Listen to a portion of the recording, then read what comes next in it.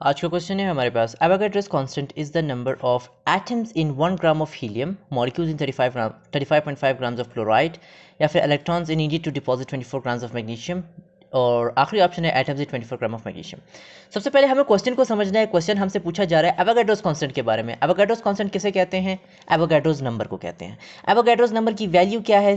6.02 multiply by 10⁻23। ये क्या है? ये वैल्यू है किस चीज़ की? एवोगाड्रोस कांस्टेंट या एवोगाड्रोस नंबर की।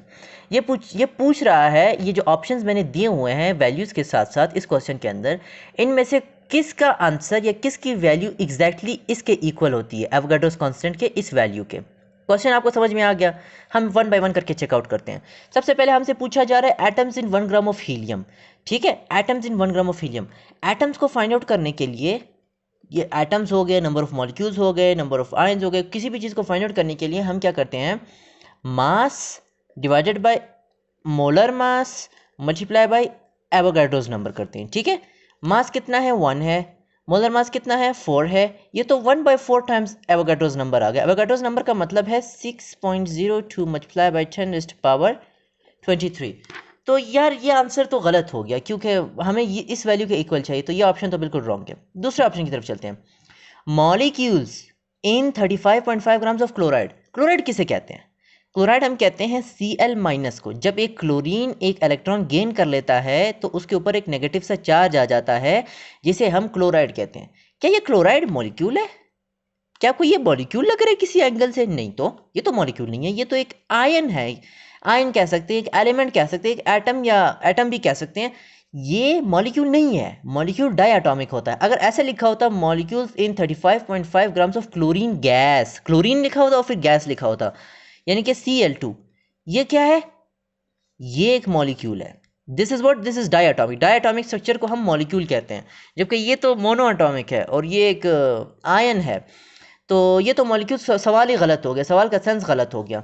यहाँ पर इधर अगर ये लिखा होता कि ions ions in 35.5 grams of chloride, तब जाके मैं इस 35.5 को जब 35.5 से डिवाइड कर लेता और आंसर क्या था? 1 मल्टीप्लाई बाई 6.02 मल्टीप्लाई बाई 10⁻23, तब ये आंसर जाके करेक्ट हो जाता। लेकिन यहाँ पर मॉलिक्यूल्स की बात आई है तो ये ऑप्शन इस वजह से गलत हो रहा है।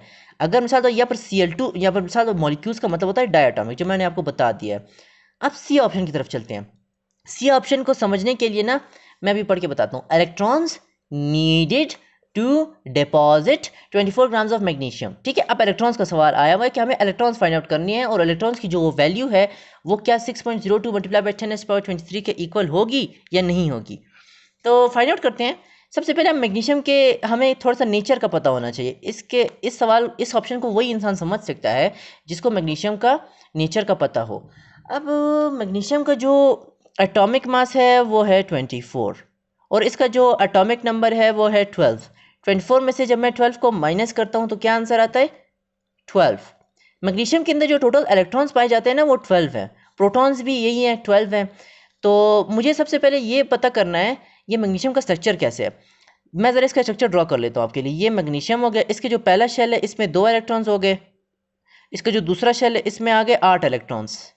1 2 3 4 5 6 7 8, कितने हो गए? 10। आखिरी शेल में कितने? 2 इलेक्ट्रॉन्स है। तो ये मैग्नीशियम क्या करता है, खुद को स्टेबल करने के लिए, यानी स्टेबिलिटी अचीव करने के लिए, ये जो आखिरी के 2 इलेक्ट्रॉन्स है ना, ये जो आखिरी 2 इलेक्ट्रॉन्स है, ये 1 है और ये 2 है, इसको मतलब लूज कर देगा। किस लिए? ताकि ये ऑक्टेट स्टेट को अचीव कर सके। ऑक्टेट को अचीव करने के बाद इसका जो स्ट्रक्चर है वो बिल्कुल स्टेबल हो जाएगा। तो जब ये 2 इलेक्ट्रॉन्स लूज कर देगा तो ये क्या बन जाएगा? Mg+2। तो नंबर ऑफ इलेक्ट्रॉन्स कितने हुए? 2। अब मैं जरा फाइंड आउट करता हूँ, फार्मूला पुटअप करता हूँ। मैंने number of electrons find out करने हैं। वही फार्मूला है, मास की जगह पर क्या वैल्यू दी हुई है? 24। 24 को जो मैग्नीशियम का जो मोलर मास या एटॉमिक मास क्या है? 24 है।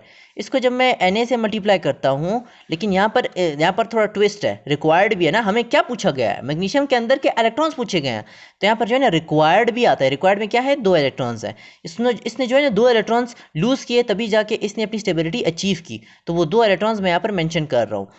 1 कितने हुए? यहाँ पर 1 आ गया, तो 1 को जब मैं 2 से मल्टीप्लाई करता हूँ 2 आएगा। 2 मल्टीप्लाई बाई 6.02 मल्टीप्लाई बाई 10⁻23। क्या 2 multiply by 6.02 multiply by 10⁻23 equal है इस वैल्यू के? बिल्कुल भी नहीं, ये बिल्कुल भी 6.02 मतलब 10^23 के इक्वल नहीं है, जबकि ये एवोगाड्रोस कांस्टेंट की ट्वाइस वैल्यू है, यानी 2Na है। तो ये भी गलत हो गया ये ऑप्शन। अब समझे कि नहीं समझे? अब ये आखिरी ऑप्शन की तरफ हम चलते हैं, जो कि बिल्कुल करेक्ट ऑप्शन है, लेकिन फिर भी मैं आपको थोड़ा सा समझा देता हूँ। लिखा हुआ है एटम्स फाइंड आउट करने हैं। देखो एटम्स, मैग्नीशियम क्या है? एक एटम है, ये Mg लिखा हुआ है। एटम्स फाइंड आउट करने के लिए हमें इस मास को मोलर मास से डिवाइड करना होगा, मल्टीप्लाई कर देना होगा एवोगाड्रोस नंबर के साथ। तो एटम्स फाइंड आउट करने के लिए मास क्या है? 24 गिवन है, डिवाइड कर देता हूँ 24 के साथ, मल्टीप्लाई कर देता हूँ एवोगाड्रोस नंबर के साथ, जो कि 6.02 मल्टीप्लाई बाई 10⁻23 है। ये कट गया, ये कट गया, कितना आया? 6.02 multiply by 10⁻23 which is equal to Avogadro's constant. ये एवोगाड्रोस कांस्टेंट के इक्वल है। तो यही ऑप्शन ही हमारा करेक्ट ऑप्शन है। उम्मीद करता हूँ आपको समझ में आया होगा। मैंने हर एक ऑप्शन को बहुत अच्छे से एक्सप्लेन करके दिया, हर एक रीज़न बताया, हर एक चीज़। फिर मिलते हैं नेक्स्ट वीडियो में।